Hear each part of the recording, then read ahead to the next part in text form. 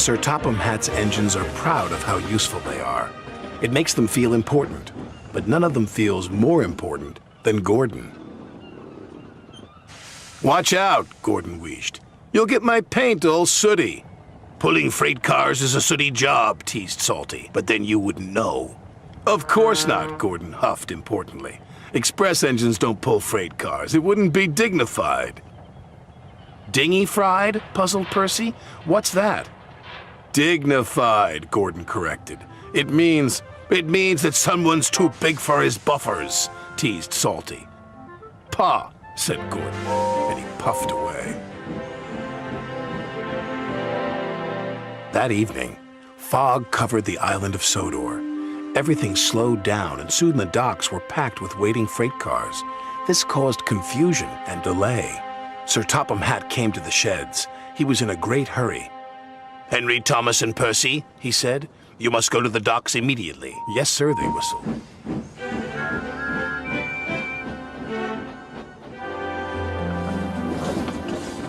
Then Sir Topham Hatt turned to the big blue engine.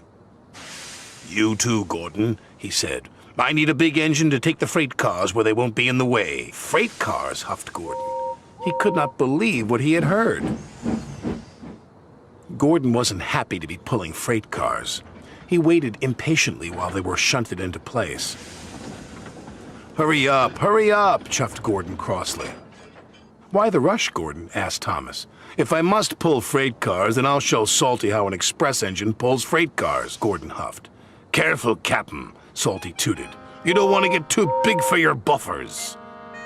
But Gordon ignored Salty.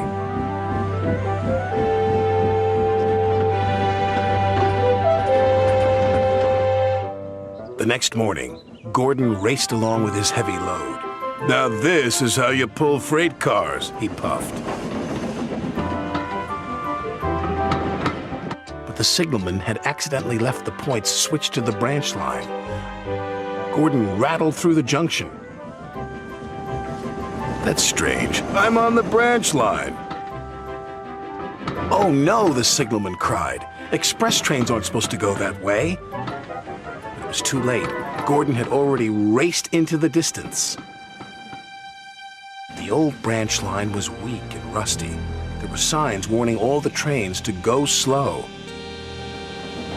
But Gordon ignored the signs. "I'm an express engine. I don't go slow," he said. And he went even faster. The branch line couldn't take his weight, and the rails buckled. "Oh, help!" Gordon cried as he slid off the tracks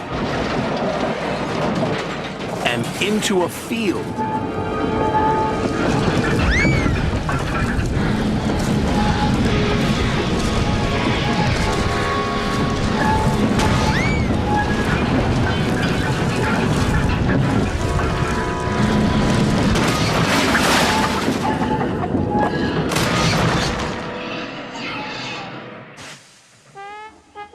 No one was hurt, but poor Gordon felt very undignified.